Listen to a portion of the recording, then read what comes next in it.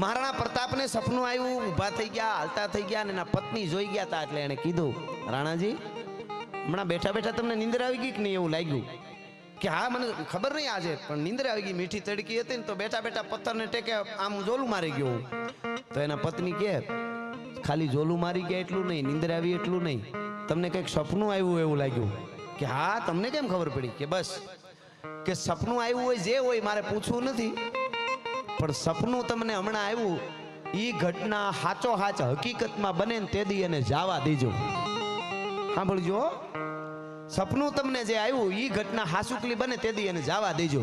રાણાજી ઘુમરી ખાઈ ગયા. રાજપૂતાણીને ખબર કેમ પડી ગઈ મને હું સપનું આવ્યું? પણ પૂછ્યું નહીં કે કોક દી પૂછી લઈશ. ઈ વાત ઉપર 6 મહિના વયા ગયા.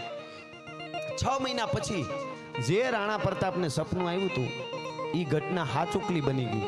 ઘણીવાર હિતા નાડીમાં આપણી જીવ ઉયો છે ને નીંદર, ત્યારે સપનું આવે એ સાચું બને. એટલે ઈ ઘટના બની ગઈ. શું બન્યું? અને રાણા પ્રતાપને સપનું શું આવ્યું હતું કે મહારાણા પ્રતાપ ચેતક ઉપર સવાર થઈને નીકળે છે. અરાવલીની ગાળીઓમાં પોતે એકલા બાગડતા બાગડતા બાગડતા ઘોડો જાય છે. સામે અકબર બાદશાહ શિકાર કરવા નીકળેલો, એના સાથીદારો સાથે ભૂલો પડી ગયો અને શિકારી કૂતર્યા હારે અને સાથીદારો બધા બિસરી ગયા, નોખા પડી ગયા. અને એકલો અકબર બાદશાહ અરબસ્તાની ઘોડા માથે વયો આવે, બાગડતા બાગડતા બાગડતા બાગડતા કરતો. અને આ બાજુથી મહારાણા પ્રતાપનો ચેતક પાગા નાખતા રકાબ કવિ ધાગા ધાગા ભરી પાગા આગા જાવે નાહી ભાગા મૃગા નાખી ગાજ કને તોપરા ગણાગા તરી પાગા હાથ જાય તાતો બીજા રાગા પ્રભે નાજા હારા અબે રાજ રૂમા ધુમા ઠુમા ઠુમા રૂમા ધુમા ઠુમા ઠુમા ધમા ધમા ધમા ધમા આવી રીતે ચેતક જાય છે મહારાણા પ્રતાપનો. એમાં બે હામાં મળ્યા. જો સપનું પેલા ઈ આવ્યું તો 6 મહિના પેલા, અને હકીકત પાછું આ બન્યું. એટલે મહારાણા પ્રતાપને યાદ આવ્યું, આ હા હા, એ એકલો અકબર, હું એકલો, હિસાબ ચૂકતે કરી દેવો છે આજ. આમ તરવારની મૂઠ ઉપર હાથ દેવા જાય ત્યાં યાદ આવ્યું, પત્નીએ કીધું તું કે આ ઘટના હકીકતમાં બને તે દી એને જવા દેજો. રાણા પ્રતાપે મૂછ ઉપરથી હાથ લઈ લીધો તરવાર ઉપરથી.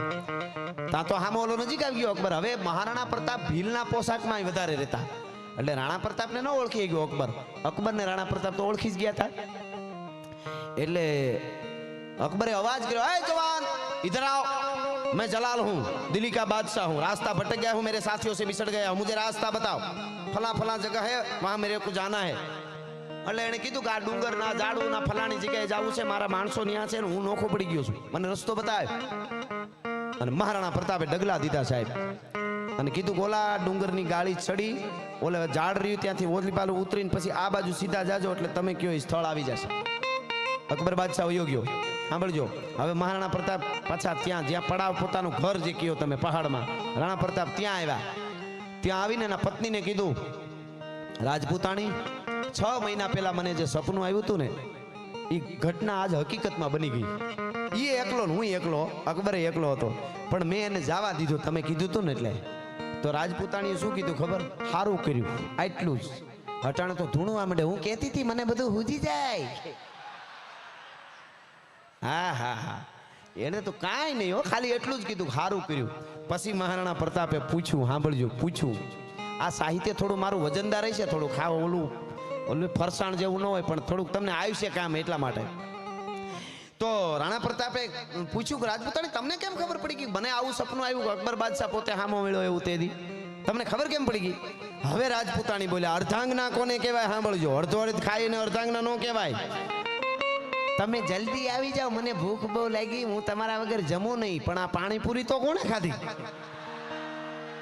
આ રગડો કોણીએ પીગો તો ઈ ખાવ, એનો કાંઈ વાંધો નથી, તમે તમારે હદે તો ખાઓ. આંતરડાને બિચારાને થોડુંક દયા કરજો બધાય. પણ ખેર, અર્ધાંગના કોને કહેવાય એમ, અડધો અડધ ખાય એને નહીં. મહારાણા પ્રતાપે કીધું તમને કેમ ખબર પડી ગઈ કે મને સપનામાં અકબર બાદશાહ સામો આવ્યો છે? અને હવે રાજપૂતાણીએ કીધું, ત્યારે આપણું ખમીર જીવતું રહી. સાંભળજો કે રાણાજી તમે બેઠા બેઠા હોઈ ગયા હતા પથ્થરને ટેકે, અને મારી બરોબર તમારા મોઢા ઉપર નજર પડી તો તમે આમ મરકી ગયા, સેજ હસી ગયા. એક હાથ મૂછ ઉપર દીધો, એક તરવારની મૂઠ ઉપર દીધો અને હસી ગયા ને. તો રાજપૂતાણી કે, રાણાજી મને ખબર પડી ગઈ કે દિલ્હીનો બાદશાહ અકબર પોતે હામો આવે તો જ મારો રાણો મૂછ મરડે બાકી માઈ કાંગલાની સામે કોઈ દી રાણો મૂછ નો મરડે ભલા માણસ. દિલ્હીનો બાદશાહ અકબર હામો હોય તો જ સપનામાં મારો રાણો મૂછ ઉપર હાથ નાખે, બાકી રાંજી પાંજીની હામો કોઈ દી રાણો મૂછ નો મરડે. એટલે મને ખબર પડી ગઈ કે સપનામાં ઈ જ આવ્યો હોય, અને રાણાને સપનું આવે તો એ સાચું પડે ને પડે. અને તમે ત્યાં એકલો મારી નાખો તો કોકને એમ થાય કે દગો કરીને માર્યો હશે.